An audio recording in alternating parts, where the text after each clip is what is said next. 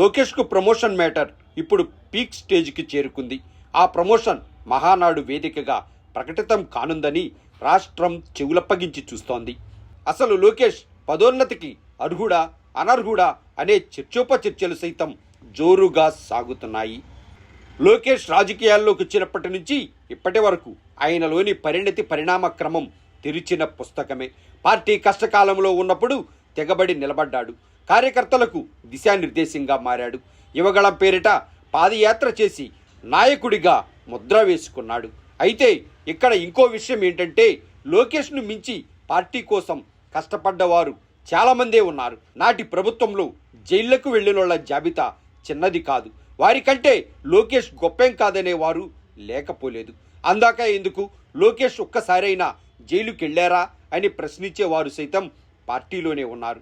కానీ బయట పడలేరు. అలా ఎవరైనా తెగిస్తే తెగతింపులేనని వారికి తెలియంది కాదు. ఎంత కాదన్నా పార్టీలో చాలామంది సీనియర్లు ఉన్నారు. అంత మాత్రాన పార్టీ పగ్గాలు, అతిపెద్ద పదవులు, హోదాలు వారికి అప్పగించరుగా. పార్టీలోని నేతలు వేరని, చినబాబు వేరని ప్రతి ఒక్కరూ భావించాల్సిందే.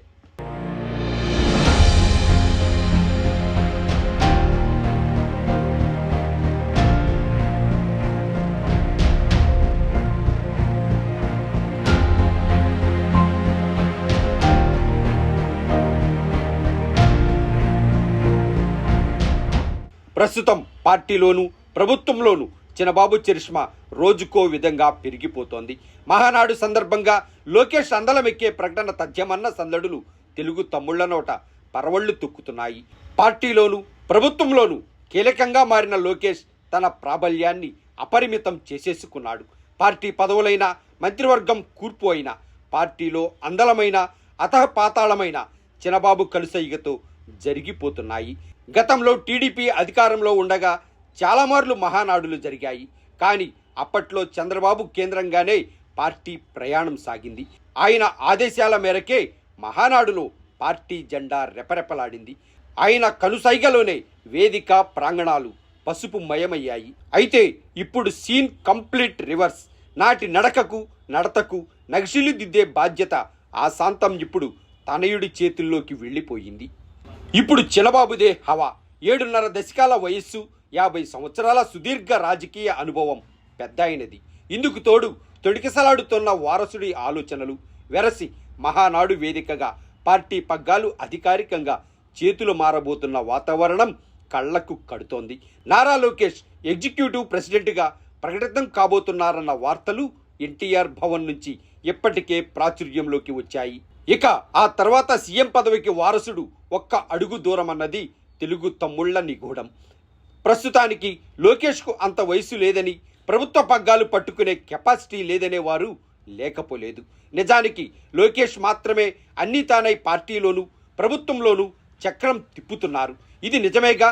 ఇక వయసు అంటారా, చంద్రబాబు సీఎం అయింది కూడా దాదాపు అటు ఇటుగా లోకేష్ వయసులోనే అని సమర్థించేవారు లేకపోలేదు. అంతెందుకు, చంద్రబాబు కంటే చినబాబు ప్రసన్నం కోసం తమ్ముళ్ళు పాకులాట ఇందుకు నిదర్శనం. అందుకే వారసుడు ప్రకటన కోసం ఎదురు చూడడంలో ఔచిత్యం ఏముంది? చంద్రబాబులా చినబాబు డక్కా ముక్కీలు తినకపోయినా అనుభవాలు ఎవరినైనా సానపడతాయిగా. ఇదే నాదం ఇప్పుడు పార్టీలో బలంగా వినబడుతోంది.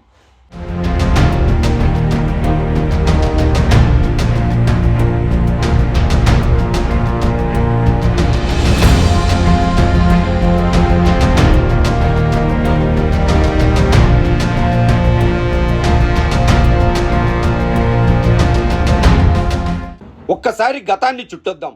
నారా చంద్రబాబు నాయుడు తెలుగుదేశం పార్టీ తీర్థం పుచ్చుకున్న తర్వాత ఆయన చాలా పరీక్షలు, సవాళ్లు ఎదుర్కొన్నాడు. పార్టీలో అప్పటికే తిష్టవేసిన సీనియర్లు వారి ఎత్తులను తట్టుకుంటూ, తప్పుకుంటూ, తొక్కుకుంటూ పార్టీకి మంచి అనుసంధానకుడిగా మారాడు. క్షేత్రస్థాయిలో కార్యకర్తల లెక్కలు, ఇంకొంతమంది నేతల జాతకాలతోనూ ఆయన ఆడిన చెడుగుడులు తక్కువేం కాదు.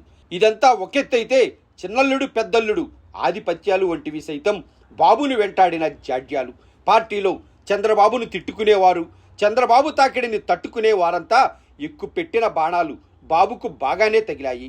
పార్టీ స్థాపకుడు ఎన్టీ రామారావుకు అల్లుడైనా ఎకాఎకిన అందలు వెక్కించలేదు. పార్టీ కోసం అహర్నిశలు శ్రమించాడు.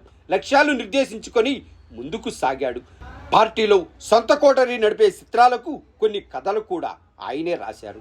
ఆ తరువాత మాత్రమే అప్పటి సీఎం ఎన్టీ రామారావు మంత్రివర్గంలోకి తీసుకున్నారు. ఇక తానేంటో ఈ చంద్రుడు నిరూపించుకున్నాడు. తరువాత ఇదిగో ఇప్పుడిలా రాజకీయ నిష్ణాతునిగా మిగిలారు. ఇదంతా ఇప్పుడు ఎందుకు చెప్పుకుంటున్నామంటే, పార్టీలో ఇప్పుడు నారా లోకేష్ స్థానంపై అంచనాలు అంచెలంచెలుగా పెరిగిపోతున్నాయి. తండ్రి ముఖ్యమంత్రి స్థానంలో ఉన్నప్పుడు తనయుడిపై ఆ పార్టీ ఊహలు ఉయ్యాలలోగడం అసాధారణమేమీ కాదు. అందుకు అనుగుణ రాజకీయాల కోసం పార్టీలో ఆశల పల్లకీలు పరుగులు పెడుతుంటాయి. అందుకే ఇప్పటి వరకు ఉన్న ఊహలు రెక్కలు తొడిగే సమయం ఆసన్నమైనట్టే కనిపిస్తోంది.